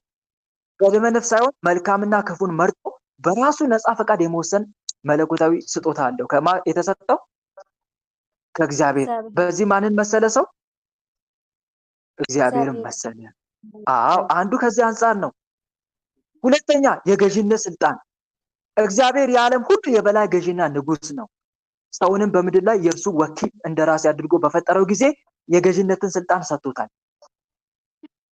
በኦሪት ዘፍጥረት 1:26 ላይ ምን ይላል? የባህር አሶችና የሰማይ ወፎችን ምድሩን ሁሉ ምን በሉ ግዙ ይግዙ የሚለው ቃል ሰው በምድር ላይ ባሉ ፍጥረታት ሁሉ ላይ የተሰጠው መለኮታዊ የሹመትና የገዥነት ክብር አምሳል ያሳያል። አንድ በዚህ መልኩ መረዳት መቻል አለብን። ሌላው የሚስጥረ ሥላሴ አምሳያ አንድነትና ሶስትነት። እንዴት? እግዚአብሔር በኦርቶዶክሳዊ አንድምታ ትርጓሜ ሰው የሥላሴን አንድነትና ሶስትነት በምሳሌነት ያንጸባርቃል። እንዴት? እግዚአብሔር አብ፣ ወልድ፣ መንፈስ ቅዱስ በስም በአካል በግብር ሶስት ሲሆኑ በባህሪ በህልውና አንድ አምላክ ናቸው። ሰውስ ነፍስ፣ ቃል፣ ህይወት አለው። ሰው ምን አለው? ነፍስ፣ ቃል፣ ህይወት አለው። ነፍስ የአብ፣ ቃል የወልድ፣ ህይወት ወይም እስትንፋስ የመንፈስ ቅዱስ ምሳሌ ሲሆኑ ሶስቱ ተደማምረው ግን አንድ ሰው አይደለም? አንድ ሰው አንድ አካል ይባላሉ ማለት ነው። ከዛ አንፃር አንድም እንዴት አምሳል በእግዚአብሔር አምሳል ተፈጠረ የሚባለውን እያብራራሁላችሁ ስለሆነ ነው። ሌላው የፈጣሪን ቅድስናና ፍቅር የመምሰል እድል። አርአያ ወይም በእግዚአብሔር አምሳል የሚለው በተፈጥሮ የተሰጠንን ማንነት ማለትም ማሰብን፣ መናገርና ነፃ ፈቃድን ሲያመለክት፣ አምሳል ምሳሌ የሚለው ደግሞ በሂደት በበጎ ስራ፣ በፍቅር፣ በቅድስናና በትህትና እግዚአብሔርን መምሰልን ያሳያል። ሰው በገነት በነበረው ንጽህና ፈጣሪውን ይመስል ነበር። ነገር ግን በኃጢአት ምክንያት ያንን መለኮታዊ ክብር አጥቶት ቆይቷል። ስለዚህ ጌታችን ኢየሱስ ክርስቶስ ሰው ሆኖ ወደ ዓለም የመጣው በኃጢአት ምክንያት የጠፋውንና የጎሰቆለውን የሰውን የእግዚአብሔርን አምሳል ወደ ቀደመ ክብሩና ንጽህናው ለመመለስ ነው። ስለዚህ በኦርቶዶክስ እምነት ሰው በእግዚአብሔር አምሳል መፈጠሩ ፍጹም ክብር ያለው፣ ከፍጥረታት ሁሉ በላይ ዋጋ የተከፈለለት፣ ከፈጣሪው ጋር በጸጋ የመዋሃድ የመቀደስ እድል የተሰጠው መሆኑን የሚያረጋግጥ ነው። አሁን ተመለሰልሽ? ይሄ ነው በእግዚአብሔር አምሳል ማለት።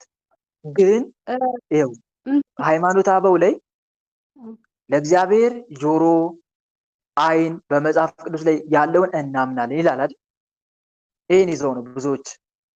ይሄ ማለት እኮ ባጭሩ አሁን ለምሳሌ ሰው አንትሮፖሎጂካዊ አገላለጽ ይባላል ወይም አንትሮፖሞርፊዝም። ይሄ ማለት በሰዋዊ አገላለጽ ከዚህ በፊትም ነግሬያቸዋለሁ። ለምሳሌ ሰው እንደዚህ አካል አለው፣ ጆሮ አለው፣ እግዚአብሔርም ጆሮ አካል አለው ሲባል ልክ ሰው ላይ አለው እግዚአብሔርም ላይ እንደዛ አለ ማለት አይደለም። እና ምን ማለት ነው? ለምሳሌ ባጭሩ የእግዚአብሔር ሙሉነት፣ አካላዊነት ወይም ደግሞ ማንነት ያለው ሙሉ ማንነት አለው ለማለት ነው። ለምሳሌ አይን፣ አፍንጫ፣ ጆሮ፣ እጅ፣ እግር የተሟላለት ሰው ምን አይነት ሰው ነው? ጎዶሎ ወይስ ሙሉ ሰው ነው የሚባለው? ሙሉ ሰው። ባጭሩ ለእግዚአብሔር ፍጹም አካል አለው ማለት ነው። አሁን ተረዳችሁኝ? ይሄ ቃል ሲጀመር ለምን ተነሳ ነው? በዛ ዘመን ለምን ተነሳ?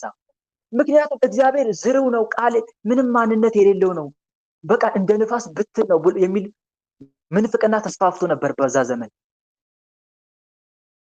ማንነት የሌለው በቃ ዝርው ነገር ነው የምታመልኩት አይነት ነገር። አረ እኛማ ማንነት ያለው አምላክ ነው የምናመልከው ለማለት ሐዋርያቱ ቅዱሳኑ ይሄን ተጠቀሙት፣ ሊቃውንቱ ይሄን ቃል ተጠቀሙት። ተረዳችሁኝ? ባጭሩ ሙሉ ማንነት ያለው አምላክ አለን። ብትን አካል አይደለም ያለን። ዝም ብሎ የሌለ ነገር አይደለም እናመልከው።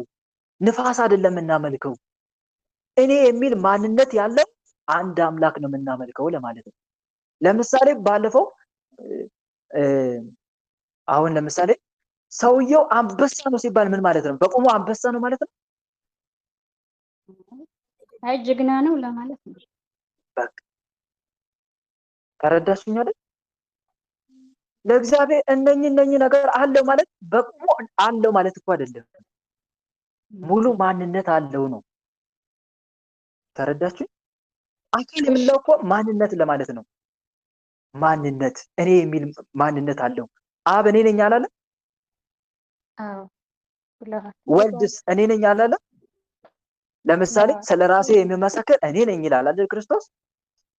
ስለራሴ የሚመሰክር እኔ ነኝ ይላል። ልክ አብ እኔ ይላል ስለራሱ ሲናገሩ፣ መንፈስ ቅዱስ እኔ ይላል። እኔ ያሉበት ሶስቱም አላቸው ማንነታቸውን ገልጸዋል። ማንነት ያለው አምላክ አለ ለማለት ነው። አንድም ጆሮ አለ ማለት ያያል። ማየቱን የሚገልጽ ቃል ነው። ጆሮ አለው ይሰማል። አይን አለው ያያል። እጅም ትረዳዋለች ክንድም ታጸናዋለች ሲል እጅ አለው ማለት ነው አይደለም። ኃይሌ በስልጣኔ ደግፌ ይዘዋለሁ ነው። ስልጣኔ ትረዳዋለች። ረዴቴ ጋሻዬ ማንነቴ ወይም እርዳታዬ ከሱ አይለይም ማለት ነው። እጄ ትረዳዋለች ክንዴ ታጸናዋለች ማለት ነው። አሁን በእግዚአብሔር የተማመነ በእርሱ ዘንድ ተማምኖ ይኖራል። በትከሻው መካከል ያድራል። ትከሻ አለው ማለት ነው ፈጣሪ። የትከሻ ስራው ምንድን ነው? የትከሻ ስራው ምንድን ነው? በሰውኛ አገላለጽ መሸከም ነው አይደል? ስለዚህ በትከሻው ያድራል ሲባል ምን ማለት ነው? እግዚአብሔር ያንን ሰው አይጥለውም፣ ይደግፈዋል። ሰው ልክ በትከሻው እንደሚሸከመው ሁሉ እግዚአብሔርም ያንን ሰው ልክ እንደዛ ምን ይለዋል ነው? ይረዳዋል፣ ይሸከማል፣ ይደግፈዋል ማለት እንጂ እግዚአብሔር በቁሙ በትከሻ ይሸከማል ማለት ነው እንዴ? ነው አይደለም። በአጭሩ መጽሐፍ ቅዱስ የተጻፈው በሰውኛ አገላለጽ ነው። ሰው በሚታየው ነገር ያምናል። እግዚአብሔርም ደግሞ ለሰው በሚገባው ቋንቋ ተጠቀመ። እሰማለሁ ሲል ጆሮዬ አለ። ጆሮ ባይኖረውም ከመለኮታዊ ማንነቱ አንፃር እሰማለሁ ባይልም ሰው ለሰው መስማት እንደሚችል ለመግለጽ ምን አለ? ጆሮዬ የሚለውን ቃል ተጠቀመ። ሰው ማየትን የሚረዳው አይን ሲኖረው ነው አይደል? አይን ሲኖረው ነው። ስለዚህ እግዚአብሔር አያለው ለማለት አይኔ አለ። ምን ያለ? አይኔ አያለው ለማለት እኮ ነው። እና በዚህ መልኩ ልንረዳ ይገባል። እሺ ተረዳችሁ? ሌላው ስለ ክርስቶስ ታነሳን ነገር እንዴ ክርስቶስ እኮ ከኛ ጋር አንድ የሆነ ነው። ከሶስቱ አካል አንድ አካል ኢየሱስ ክርስቶስ በተለየ አካሉ በምን አካሉ ይኸውላችሁ እግዚአብሔር አንድ ነው እግዚአብሔር አምላክ። አንዱ እግዚአብሔር ግን በስንት አካል ይገለጻል? በሶስት አካል ይገለጻል። ስንት አካል አለው? አንዱ እግዚአብሔር ሶስት አካል ስላችሁ ግን ማንነት ሶስት አካል አለው። እሺ ያ ከሶስቱ አካል አንዱ አካል ሰው ሆነ ስንል በቃ ያ የክርስቶስ ስጋ ለበሰ ክርስቶስን አብም ለበሰ ማለት አይደለም። መንፈስ ቅዱስም ለበሰ ማለት አይደለም። እግዚአብሔር ሰው ሆነ ማለት ከሶስቱ አካል አንዱ በተለየ አካሉ በቃል ማንነቱ በአካላዊ ቃል ማንነቱ ሰው ሆነ እንላለን። እሺ በማን ማንነቱ? በተለየ አካል ቃል በተባለ አካላዊ ማንነቱ በአብ ልብነቱ ሰው አልሆነም። እየሰማችሁ ነው? በማን ልብነት? በአብ ልብነቱ አይደለም። በመንፈስ ቅዱስ እስትንፋስነት ስላለው አካላዊ ነው አይደለም። እና በአካላዊ ቃል ስላለ ማንነቱ ምን ሆነ? ሰው ሆነ። አሁንስ ተረዳችሁ? አሁን በደንብ ገብቶኛል። መልካም። እሺ ላቅልላችሁ ልክ ቅዱሳን በሃይማኖት ብለው የተጠቀሙትን የሰው አይን ማየት የሚችለው ውጪው ካለው ብርሃን ጋር ተጻጋብሮ ነው ተጻጋብሮ አይደለም? ውጪው ካለው ብርሃን ከፀሐይ ብርሃን ጋር ተጻጋብሮ ነው አይደል ሰው የሚያየው? በፀሐይ ብርሃን የሚያየው። አሁን ይሄ የፀሐይ ብርሃን ጋር ማን አለ? ሙቀት የለም አለ። የፀሐይ አካል የለም የፀሐይ ብርሃን ጋር አለ። ባጭሩ ይሄ ብርሃን እኛ የምናይበት ብርሃን ከአይናችን ጋር ሲጸጋብር ወይም ከአይናችን ብርሃን ጋር ሲዋሃድ ከፀሐይ አካሉ ተለይቶ ነው እኛ ጋር የመጣው? እሺ ከሙቀቱ ተለይቶ ነው አይደለም። ግን በተለየ ማንነቱ ከማን ጋር ይጸጋበራል? ከአይናችን ብርሃን ጋር ይጸጋበርና ለማየት ያበቃል አይበቃም? ያበቃል አይደል? አሁንስ ተረዳችሁ?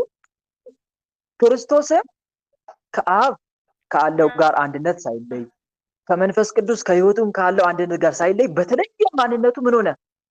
በተለየ አካላዊ ማንነቱ ሰው ሆነ። ልክ የፀሐይ ብርሃን ከአይናችን ጋር ሲዋሃድ ሙቀቱም አብሮ ከአይናችን ጋር እንዳልተዋሃደ ሁሉ ማለት ነው። የፀሐይ አካሉ ከአይናችን ጋር እንዳልተዋሃደ ማለት ነው። ግን ብርሃኑ ከሙቀቱና ከአካሉ ሳይለይ በተለየ ማንነቱ በተለየ ኩነቱ ከማን ጋር ይጸጋበራል? ከአይናችን ብርሃን ጋር ይጸጋበራል። አሁን ተረዳችሁ? በደንብ ገብቶኛል። ይሄ የስላሴ አስተምሮ ይሄ ሃይማኖት አበው ላይ እኮ አለ። አሁን እኔ ከራሴ ፈልስፌ እንዳይመስላችሁ ብዙ ቅዱሳን በተለይ ግብረ ሕማማት ላይ ያኔ ስናነብ እነኚህ ነገሮች እኮ ነው። ይሄ አሁን እናንተ የምጠይቁን ጥያቄ እኮ ነው የሚመልሰው። በተለይ ግብረ ሕማማት ያኔ ስናነብ ትዝ አይላችሁ? ሰሙነ ሕማማት ከሰኞ ጀምረን እስከ ዓርብ ሃይማኖት አበው በማል ያስገባል ንባቡ። ይሄን እኮ ነው የሚያብራራው ልብ ብለን ስለማናስተውልና ስለማንሰማ እንጂ። እና አንድ በዚህ መልኩ መረዳት እግዚአብሔር ሰው ሆነ ስንል አብ ሆነ ማለት አይደለም። መንፈስ ቅዱስም ሰው ሆነ ማለት አይደለም። ምንም እንኳን መለኮት አንድ ቢሆንም መለኮት ግን በአምላካዊ ማንነቱ በባህሪው በፈቃዱ አንድ ቢሆንም በአካላዊ ማንነቱ ግን ስንት ነው? በአካላዊ ማንነቱ መለኮት በአካል ስንት ነው? 3 አይደል? ከአካል አንጻር ካየን ከአካላዊ ግብር። ስለዚህ መለኮት ሰው ሆነ ስንል ከሶስቱ አካል በአንዱ በቃል አካላዊ ማንነቱ ሰው ሆነ። በአካላዊ ቃል ማንነቱ ያ አንዱ መለኮት የማን መለኮት ነው? የአብም የወልድም የመንፈስ ቅዱስም የጋራ ባህሪያቸው ነው፣ ማንነታቸው ነው። ማንነታቸው ቢሆንም ግን በአካል የየራሳቸው ማንነት አላቸው። ስለዚህ ያ አንዱ መለኮት ከሶስቱ አካል በአንዱ በተለየ አካላዊ ቃል ማንነቱ ምን ሆነ? ሰው ሆነ። አንድ የሚያደርጋቸው መለኮትነታቸው፣ 3 የሚያደርጋቸው ምናቸው? አካላዊ ማንነታቸው አይደል? ስማቸው። ለምሳሌ እስቲ አሁንም የሆነ በሚገባቸው መልኩ በደንብ ላቀላችሁ ብዬ ነው። ዛፍ አለ እንበል። ያ ዛፍ ስር አለው፣ ግን ሲወጣ በግንድ 3 ነው እንበል።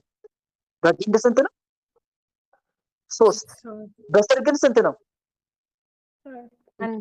እና አንዱ ግንድ እቤት ገብቷል፣ 2ቱ ግንድ ግን ውጭ ናቸው እንበል። ዛፉ ቤት ገባ ቢባል አያስኬድም? ዛፉ ገብቷል፣ ግን በየትኛው ግንዱ? በ3ቱ? በአንዱ? ባጭሩ ዛፍ አለ፣ ግን ሁለቱ የአንዱ ስር ዛፍ 2ቱ ክፍል ውጭ ናቸው። አንዱ ግንድ ግን የት ነው? ውስጥ። ግን ዛፉ የት ነው? የት ገብቷል እናለን? ቤት ገባን እናለን። አሁንስ ግልጽ ሆነላችሁ? አዎ በደንብ። እና በዚህ መልኩ በደንብ እንድትረዱ ስለፈለኩ ነው። እና አንዳንዶች እግዚአብሔር ሰው ሆነ? አዎ ሰው ሆነ። ግራ ሊያጋባችሁ እኮ ነው ሙስሊሞች። በተለይ እንደዚህ አይነት ጥያቄ ሊጠይቋችሁ ይችላሉ። እግዚአብሔር ሰው ሆነ? አዎ ሰው ሆነ ትላላችሁ። የትኛው እግዚአብሔር ይሏቸዋል? ግልጽ ነው። ስሙኝ፣ የትኛው እግዚአብሔር ይሏቸዋል? እናንተ ወልድ ትላላችሁ አይደል? እግዚአብሔር ወልድ ነው ሰው የሆነው? አዎ። ሌሎቹ እግዚአብሔሮችስ ይላሉ። በዚህ ኮንፊውዝ ሊያደርጓችሁ ይፈልጋሉ። ስንት እግዚአብሔር ነው ያለው? አንድ እግዚአብሔር። ከዛ እግዚአብሔር ውስጥ ሁሉ ስንት እግዚአብሔር ነው ያለው ደግሞ ብለው ይጠይቋቸዋል። ከዛ ግራ ትጋባላችሁ። የትኛው እግዚአብሔር ነው ሲሏችሁ ነው እዚህ ጋር ነው ያዝ የምታደርጓቸው እነሱን። የትኛው እግዚአብሔር ነው ሰው ነው ሲሏቸው፣ ኧረ ዘውር በል ስንት እግዚአብሔር ነው ያለው? አንድ እግዚአብሔር። ያ አንዱ እግዚአብሔር በአካላዊ ቃል ማንነቱ ሰው ሆነ። በአብ ልብነቱ በአካላዊ አብ ልብነቱ ሰው አልሆነም። በአካላዊ ሕይወት እስትንፋስ ማንነቱ በመንፈስ ቅዱስ ማለት ነው። በአካላዊ እስትንፋስ ማንነቱ ሰው አልሆነም። በአካላዊ ልብ ማንነቱ ሰው አልሆነም። በአካላዊ ቃል ማንነቱ ግን ያ አንዱ እግዚአብሔር ምን ሆነ? ምን ሆነ? ሰው ሆነ።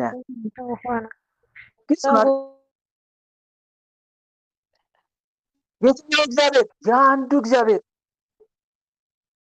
አሁን ግራ ትጋባላችሁ። ወደፊት ሰው እንዲህ ቢጠይቃችሁ ግራ ትጋባላችሁ? አይ አንጋባም። የሆነ ጥያቄ መልካም። እሺ ጥያቄ ፈጠረብሽ? ከፈጠረብሽ የሆነች አንዷ እዚህ ያለች ይቅርታ ወንድሜና አብራኝ ያለችው መናፍቅ ናትና መንፈስ ፈጣሪ መንፈስ ከሆነ አለችኝ። ምስሉን ኬት አመጣችሁት አላችሁት?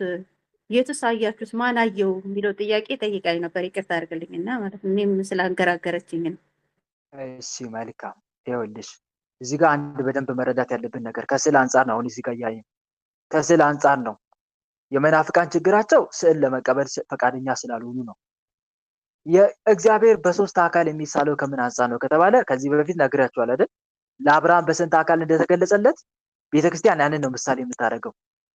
በስንት አካል እንደተገለጸለት ማን የተገለጠለት ለአብርሃም በያት ባጭሩ ማን ነው ለአብርሃም የተገለጠለት ስትያል እግዚአብሔር ብላ ትመልስልሽ። እግዚአብሔር ብላ ትመልሳለች። እሺ ጥሩ። የተገለጸው እግዚአብሔር ነው። እንዴት ተገለጠለት ብለሽ